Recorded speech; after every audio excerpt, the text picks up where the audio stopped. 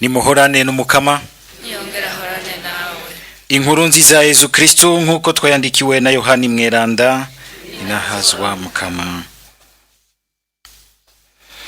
Muri rya minsi Yesu yabwiye abigishwa biwe ati, aho wa mutabazi nzobarungikira kwa data zozira, mutima w'ukuri yamuka kuri data azonshingira intahe. Namwebwe nyene muzoyinshingira kuko twamanye kuva ngitangura. Ivyo rero ndabibabwiye ngo ntimuzotirimuke. Bazobaca babakure mu masinagoga, mbere hagiye kuza igihe aho uzobica wese azogira ngo akorera Imana. Ivyo rero bazobibagirira kuko batazi data, na jewe nyene ntibamenye. Ariko ndabibabariye ngo ca gihe nicashika muze mwibuke ko naye nabibabwiye. Dushimagize iyi nkuru nziza ya Kristo.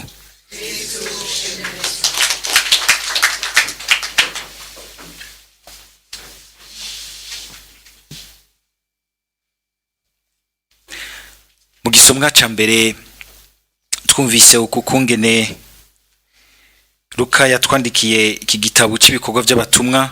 Muri aka gace twumvise uyu munsi umenga ariko araducapurira ukungene vyagiye biragenda bamenyesha inkuru nziza, mugabo aho nyene niho harimo ubutumwa bw'inkuru nziza. Harimo inyigisho ya mbere aha twumvise ngo agira ati ubwato budukura i Troas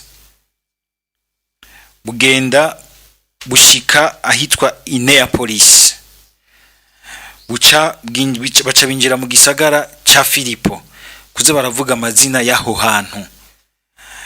Bashaka kutwereka ingene ubwa mbere inkuru nziza iza neza nk'inkuru nziza igihe izanana mu mayira y'ubuzima bwacu.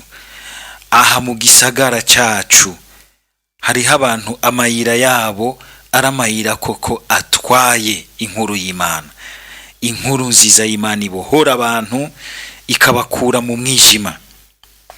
Inkuru nziza yarashitse ni wacu kuko umunsi uri izina yinjiye mu mugabane w'Iburaya.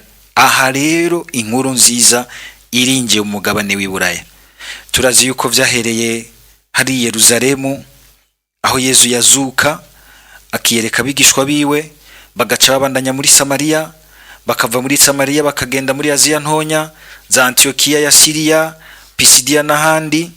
Hanyuma hakagera igihe Paulo akagira uru rugendo rwa gatatu akajabuka akinjira Iburaya. Tugire Kristo akaryo ko guhubura abantu bose basigaye baza bakabasukamwe ibintu bifatanye n'ivyakahise, mugabo ubona yuko bahigiye kugomba gusambura umuryango wa Ecclesia Katolika kuko barazi neza ko ari wo uhagarariye neza iryo jambo, womenga rirabazibira mu gushikana ibintu vyabo kandi bitwaje ivy'Imana. Ngo twebwe ntitwemera Imana ngo yazanywe n'abakoroni. Hoya, murumva yuko aba banyaburaya aribo twebwe twita ngo n'abakoroni. Barafise igihe bakiriye inkuru nziza, ariko inkuru nziza yahereye hamwe ku ruhafu, hamwe Yesu yagize ati vyose birarangiye, haratanguye bishasha, kazuka hagatangura bishasha. Aho niho inkuru nziza yazananye. Yarabanjira mara imyaka 20, havuga ko hari nko mwaka wa 50 igihe Paulo yinjira aha mu gisagara ca Filipo. Arico gisagara yinjiranyemwo kugira ngo ashikane inkuru nziza mu mugabane w'Iburayi. Abanyaburaya rero mu nyuma barayizana ino iwacu muri Afrika, natwe turashikirwa. Nagomba rero tumenye gutangarira ingene inkuru nziza wa musanga umenga hari ahantu izanana neza mu mayira yorosha asanzwe y'ubuzima bwa misi yose. Murabona ntibaninze gutunganya nk'ivyo turiko turakora uyu munsi, hari Igitega indinganizo ndende, kurondera amahema, gushinga ibiki, baheze batume ko abantu bagira ama design yo gutumira ama sport n'ibiki. Twebwe turacoka tugatunganya ibintu vyinshi kandi birumvikana niko tubikora muri iki gihe. Ariko bobo kwari uguhura n'umuntu bakavugana mutima kadomeka bigaca bitangura ngaho, bigaca bishikira benshi. Mugabo kandi n'ubu ndazi yuko bamwe n'abandi urahura na mugenzawe ugaheza ukamuzatsurira ku kintu ciza ubona Yezu abandanya kwigaragazamo ko ari muzima kandi ko abandanya twese duhamagara mu rukundo rwiwe. Mwumvise ingene Paulo agishika ntashikiye mu sinagoga kuko nta ni yari ihari. Aba bayahudi barimwe abakenyezi twumvise baganiriye ngo basengera ahantu hatanubatse.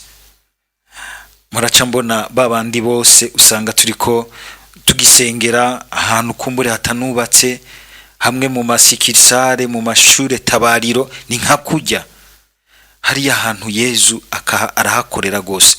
Tukaba tubona umenga Yezu akorera mu bibanza bikomakomeye nko muri makatedrale canke mu masengera akomeye. Hariya nyene hariya twita muri Nyarucari, hariya mu Rutoke, ugasanga niho ashobora no kuzana mbere agakora ibitangaza vyinshi.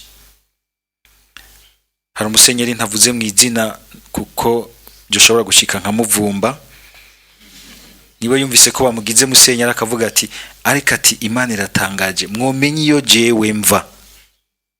Ahavuze ndavuze mwavamo mutora. Nawe kwimvira yuko Imana yoshika hariya ahantu hacu vraiment ngikure y'umuntu. Imwizigirigiri iti ndakurungitse mu bandi, mugabo Imana nivyo yashimye.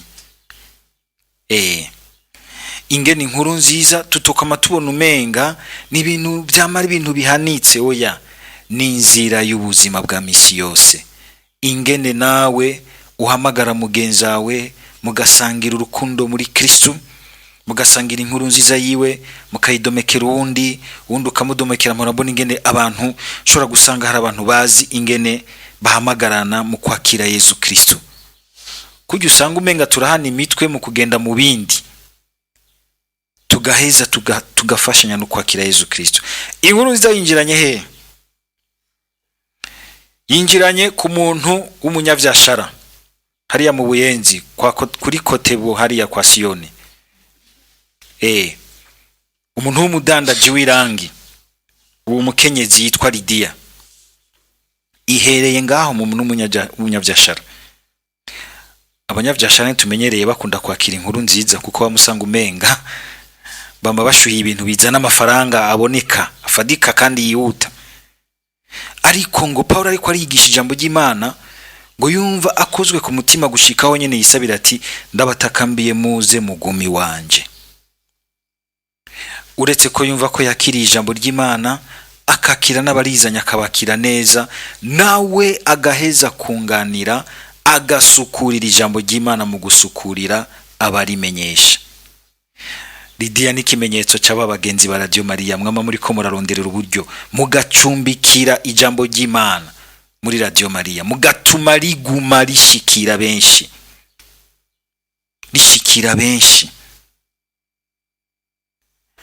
nakajyo keza kukumva ingene natwebwe aho Imana yaduteretse mu muri mutunga ubuzima bwacu bwa misi yose muri bijya twamamwo, ingene dushobora kwakira ijambo ry'Imana tukaricumbikira kugira ngo ribandanye urugendo rwahajyo, tukarizimana, tukaribungabunga, tukariherekeza, tugafasha Yezu Kristo gushikira abandi.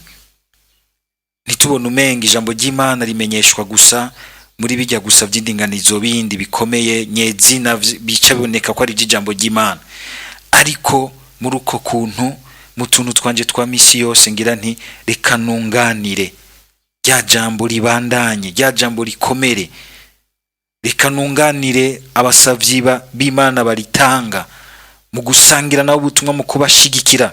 Mwumvise ingene mbere ngaha Luka mu kwandika muri iki gice tugeze ko ntavuga ngo nk'uri ko aravuga ibintu vyabaye kure yiwe, arimwo kuko ubu Paulo yamaze gusangira urugendo rw'ubutumwa na Luka. Turazi ko yatanguye kumwe na Baranaba, haragira igihe barasozira igihe na Baranaba, arafatana na Silasi, munyuma baraheza na Silasi acararonka ba Timote, ubu naho ari kumwe na Luka. Na Luka azogira igihe batandukane abandanye urugendo rwiwe, aronka indi nomination ya Mutima Mweranda. niko mwoza mumva nanje musenyeri agize ati iyi ni nomination bandanya urugendo ahandi. Kumva yuko ubuzima bwacu ari urugendo, mugabo urugendo rwo kujana n'umukama, tukagenda natwe dutwaye inkuru nziza y'umukama. Niko muri iyo nkuru nziza barahura n'ibintu vyinshi bibagwanya. Paulo wewe azohura n'abantu benshi baza baramuzibira, bakamutega imitego, bagakwa no kumwica. Twumvise misi yezingene bamuteye amabuye baza ngo yapfuye, ariko abigishwa baramuhagurutsa, araronka inguvu, aca arabandanya. Ivyo vyose bakabikomezwamwo n'uyu mutima Yezu twumvise abwira abigishwa biwe, kagira ati ngiye kumubarungikira, niwe azobatabara, mwita ngo n'umutabazi, le défenseur. Azobatabara ubwa mbere abakize impengamiro mbi z'umuntu wenyene ubwiwe z'amagara make yiwe. Kandi aho hano niho hambere twosaba mutima mweranda akadutabara, kugira ngo amagara make yacu ntabuze inkuru nziza gutambuka, ntapfukere inkuru nziza ngo ntiyigere isayangana muri twebwe, kudutabara, kudukiza wa muntu wacu mubi atubamwo. Ariko kandi azobatabara kugira ngo abaha inkomezi zo gushobora kurinda no guhangara ibintu vyose bizobagwanya, mbere n'uruhamo, kuko arazi ko bazohamwa, mbere benshi bazokwicwa, bakarishwa ibikoko, bagakarangwa mu mavuta, bagacanwa ngo bakirize igisagara, ibintu vyinshi bibi bagiriye abakristo ba mbere. Kumenyesha inkuru nziza ko bishika ugasanga harimwe abatayakiriye mbere bakayigwanya, navyo nyene birimwo, kuko biba karyo.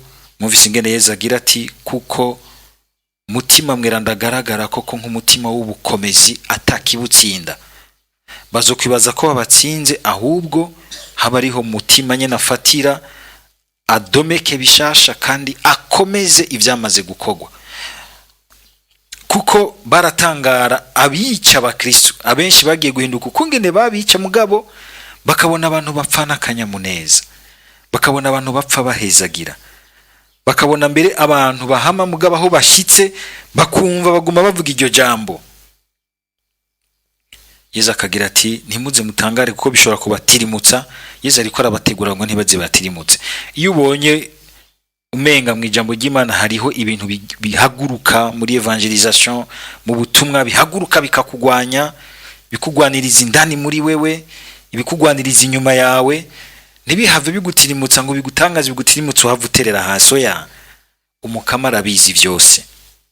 Uwahubwo ugasaba uti mukama fasha, sinihebure ngo nterere hasi, ngumize ko gushika gushika ku musozo. Yezu akababwira yuko azobatabara, akabagabisha ati mbere hagiye kuza igihe n'uzobica azogira ati ndiko ndakorera Imana. Aha rero Yezu aratubwiyemo ikintu gikomeye. Ugukorera Imana sukwica, suguhata, sukugondera, oya, nugusangira. Ngo Ecclesia twemera ngo ni isangira ry'aberanda, n'umuntu mu rukundo rw'iwe asangira n'abandi. Cyo gituma abantu bose umenga barahatiye abandi mu vy'Imana, ntibaba bari mu nzira y'Imana. Cyo gituma abantu bose bica bakavuga ngo bica ku izina ry'Imana, oya, baba ariko barahuba, baba ariko barahuba. Kuko naye handiho na Yezu baje kumufata yarafise ubushobozi bwose bwo kwivuna, ahubwo ukumenyesha neza inkuru nziza kukaba ukwitanga. Dusaba mukama kugira ngo mutima yaduhaye yame atugwanira, aturinde kuruha, aturinde gucika intege, aturinde guterera hasi, kuko impera n'imperuka intsinzi igaruka ku Mana. Amen.